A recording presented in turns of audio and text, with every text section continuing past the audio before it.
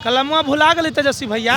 हम लोग अर्थ से फर्श तक आपको लाए हैं ना, तो आपको नीचे भी बैठा सकते हैं। भीख नहीं मांग रहे, हम एग्जाम दे करके STT क्वालिफाइड करके मेरिट में आए हुए हैं। यदि इससे भी न सुनाई पड़ेगा ना, तो आपको जो विधानसभा फरवरी में चलेगा हम लोग चलने नहीं देंगे। इसके बाद क्षेत्र में जाइएगा ना तो कालिक पोत देंगे। आप ये सरकार हमको पिछले 4 सालों से सड़कों पर धूल फाकने को विवश कर रही है। युवाओं पे विश्वास में लीजिए, और नहीं तो बहुत गति होने वाला है आपको। इनकी जब सरकार बनती है तब इनकी भाषा बदल जाती है और इनका हाव भाव बदल जाता है। आज तक डिप्टी सीएम नहीं हुआ है। इनसे जब हम लोग पूछते हैं कि कब होगी हमारी बहाली, तब बोलते हैं कि थोड़ा इंतजार का मजा लीजिए।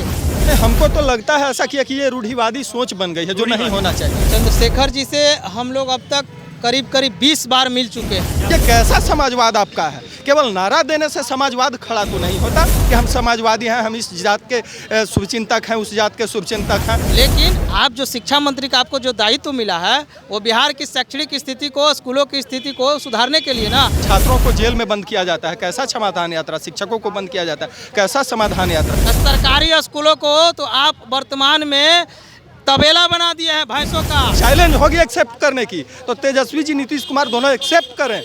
99% स्कूल है वैसा है बिहार में, हर एक पंचायत में, जो भैंस के तबेले के समान है। पैगाम यही देना चाहते हैं कि आज तो हमारी स्थिति इस भैंसिया के समान हो गई है ना। ये सोशल जस्टिस के नाम पर लोगों को गुमराह कर रहे हैं। बिल्कुल। क्या बोल रहा था? बिल्कुल, भैंसिया भी तो कह रही थी ना कि हमारे साथ क्या हो रहा है। वो बोल रही थी कि आज इस लड़का के साथ ऐसा क्या स्थिति हो गया कि मेरे ऊपर बैठने का सवाल खड़ा हो गया। तो इसका तो पूरा जिम्मेवार बिहार के मुख्यमंत्री और डिप्टी सीएम है। सरकार बनते ही पहली कलम से सभी युवाओं को नौकरी पर लगा देंगे, ऐसा कहना माननीय उप मुख्यमंत्री तेजस्वी यादव का था जब सरकार में वो नहीं थे। हालांकि अब वो सरकार में हैं और इस बिहार प्रदेश के डिप्टी सीएम भी हैं, लेकिन उसके बाद भी अगर युवा उनके राजद कार्यालय के समीप भैंस की यात्रा करते हैं, भैंस मार्च निकालते हैं, तो ये काफ़ी शर्मदायक है। क्या कुछ हुआ कि आप लोगों ने भैंस मार्च निकाला? जी बिल्कुल, जिसे कहावत है ना कि भैंस के आंगू बीन बजाना। बिहार में जो भी सरकार में आते हैं तो यही हाल होता है, भैंस के आंगू बीन बजाने वाले हैं। तो हम लोग एक प्रतीकात्मक संकेत दिए हैं कि सुन जाइए। यदि इससे भी ना सुनाई पड़ेगा ना, तो आपको जो विधानसभा फरवरी में चलेगा हम लोग चलने नहीं देंगे। और उतना ही नहीं, इसके बाद क्षेत्र में जाइएगा ना तो कालिक पोत देंगे। आप हम लोग भी अलग तरीके तेजस्वी यादव को आप लोग कालिक पोत दीजिएगा। क्षेत्र में जाएंगे तो करेंगे नहीं। आप सुनवे नहीं करते। आपको चुने थे किस लिए, वोट किस लिए दिए थे? आप पे भरोसा था पूरे बिहार के कि युवा हैं, युवाओं के लिए कुछ करिएगा। पहला कैबिनेट में पहला 10 लाख साइन कलमवा भुला गए तेजस्वी भैया। पराहमा कैबिनेट पूरा कर लिए आज तक में, तो क्या अब आशा रखें? हम लोग के नोटिफिकेशन जारी करवा दीजिए, पूरा युवाओं के विश्वास में लीजिए, और नहीं तो बहुत गति होने वाला है आपको। क्योंकि इतिहास में आज तक डिप्टी सीएम नहीं हुआ है। पता कर लीजिएगा सर, बिहार प्रदेश के डिप्टी सीएम कभी सीएम नहीं हुआ है। वही हाल आपका भी हो जाएगा। मुख्यमंत्री का बेटा आज तक मुख्यमंत्री नहीं हुआ है। नियम है। तो क्या लगता है, मन बना लिए हैं तेजस्वी यादव को मुख्यमंत्री की कुर्सी पर नहीं बैठने देने का? देखिए, हमारा तेजस्वी यादव से और न इस सरकार से कोई व्यक्तिगत विरोध नहीं है। हम रोजगार के लिए संघर्ष कर रहे हैं और अपनी जो काबिलियत है उस काबिलियत और योग्यता के अनुसार रोजगार मांग रहे हैं। भीख नहीं मांग रहे, हम एग्ज़ाम दे करके STT क्वालिफाइड करके मेरिट में आए हुए हैं। लेकिन ये सरकार हमको पिछले 4 सालों से सड़कों पर धूल फाकने को विवश कर रही है, मजबूर कर रही है। ये जब विपक्ष में थे तो बोलते थे कि पहली कलम से हम 10 लाख रोजगार देंगे, और जब हम लोग इनके पास मिलने जाते थे तब ये कहते थे कि हमारी अगर सरकार रहती तो तुम लोगों को हम पहले विद्यालय में भेजेंगे। लेकिन जैसे ही इनकी जब सरकार बनती है महागठबंधन की, तब इनकी भाषा बदल जाती है और इनका हाव भाव बदल जाता है। इनसे जब हम लोग पूछते हैं कि कब होगी हमारी बहाली, तब बोलते हैं कि थोड़ा इंतजार का मजा लीजिए। हम मजा ले, कैसे मजा ले? हम रोजगार विहीन है, मेरिट में आकर भी, क्वालिफाइड करके भी, तो कैसे मजा ले? आप जैसे ही डिप्टी सीएम का पद मिला, आपको सारा प्रोटोकॉल मिल गया, आवास मिल गया, गाड़ी मिल गया, सुरक्षा मिल गया, लेकिन हम लोगों को मिला नहीं ना मिला। तो ये दोहरा जो नीति है। शिक्षा मंत्री बिहार के रामचरितमानस पर बहस करते हैं, दोहे का अलग अलग अर्थ बताते हैं। शिक्षा मंत्री का ये दायित्व है एक शिक्षक को उनका हक दिलाना, शिक्षक के हिसाब से उनका स्कूल दिलाना, और शिक्षा जो बस से बदतर है बिहार में उसको कम से कम बढ़ोतरी देना। क्या आप लोग शिक्षा मंत्री के पास गए, अपनी गुहार लगाएं चंद्रशेखर जी के पास? देखिए, चंद्रशेखर जी से हम लोग अब तक करीब 20 बार मिल चुके हैं क्या बोला उन्होंने? और उन्होंने अभी तक कोई स्पष्टजनक बात नहीं बोला। वो जो रामचरितमानस का जो आप बात कर रहे हैं, वो मामला असल मुद्दे को डाइवर्ट करके इन धार्मिक मुद्दों में उलझा करके बिहार के जनता को, मतलब राजद पार्टी धार्मिक मुद्दाओं को उलझा रही है, बढ़ा रही है। जो वर्तमान शिक्षा मंत्री हैं वो भ्रमित कर रहे हैं। वो शिक्षा मंत्री भी तो राजद के है ना। वो बहस हो सकता है, रामचरितमानस एक जगह पर बहस हो सकता है, उसके बहस के लिए हम तैयार हैं। लेकिन आप जो शिक्षा मंत्री का आपको जो दायित्व मिला है, वो बिहार की शैक्षणिक स्थिति को, स्कूलों की स्थिति को सुधारने के लिए ना। आप बार बार ही बोलते हैं, लालू यादव की बात बोल रहे हैं कि घोघा चुनने वालों, सुअर चराने वालों, भेड़ चराने वाले पढ़ना लिखना सीखो। तो जो सुअर चराने वाला, भेड़ चराने वाला, बकरी चराने वाला के बाल बच्चा है, वो सरकारी स्कूलों में न पढ़ता है। सरकारी स्कूलों को तो आप वर्तमान में तबेला बना दिए हैं भैंसों का, जिसमें एक शिक्षकों के बदौलत में पूरा विद्यालय चल रहा है। तो कैसे सुअर चराने वाला के बाल बच्चा पढ़ के मुख्य धारा में आएगा? बात करते हैं ये सामाजिक न्याय की, क्या इसी प्रकार से सोशल जस्टिस आएगा? ये सोशल जस्टिस के नाम पर लोगों को गुमराह कर रहे हैं।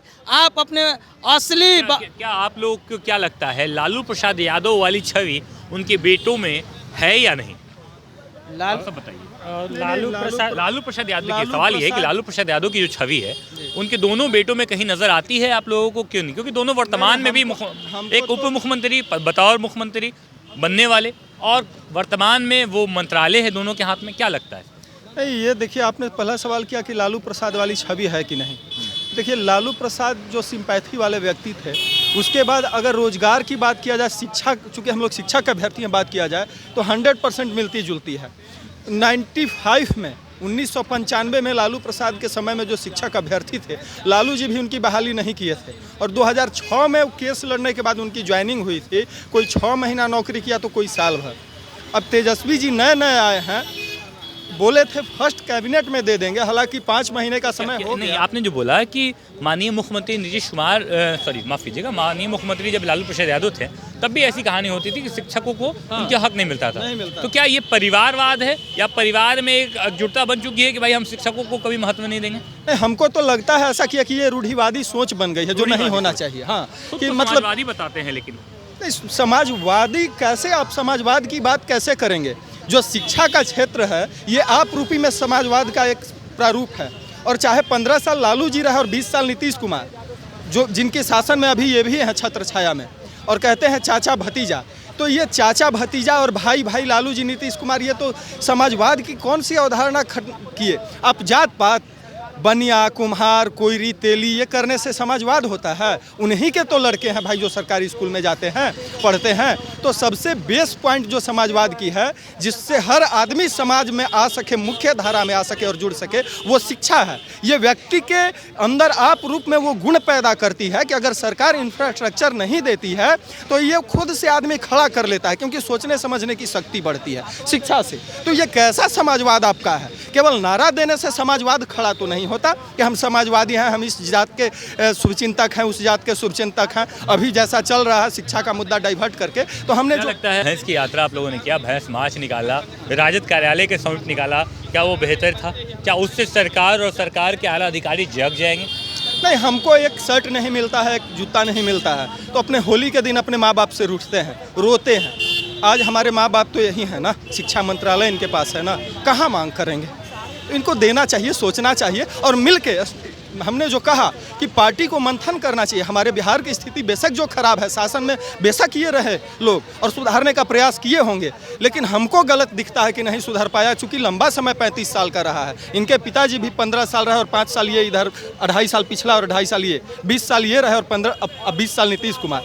ये दोनों लोग भुक्तभोगी हैं। सोचना चाहिए, मंथन होना चाहिए कि ऐसा क्यों है। और देखिए, अभी चलिए, कहते हैं नीतीश कुमार जाते हैं समाधान यात्रा, छात्रों को जेल में बंद किया जाता है, कैसा समाधान यात्रा? शिक्षकों को बंद किया जाता है, कैसा समाधान यात्रा? आप स्कूल में जाते हैं, कहते हैं देखिए ऐसा हाईटेक स्कूल बनवा दिए। चलिए, मैं कहता हूं, चैलेंज करता हूं नीतीश कुमार जी, मैं एक निरीह और छोटा व्यक्ति हूं, आप तक मेरी पहुंच नहीं है, मेरे न्यूज़ को शायद आपके कोई नेता देखें, और चैलेंज होगी एक्सेप्ट करने की, तो तेजस्वी जी नीतीश कुमार दोनों एक्सेप्ट करें।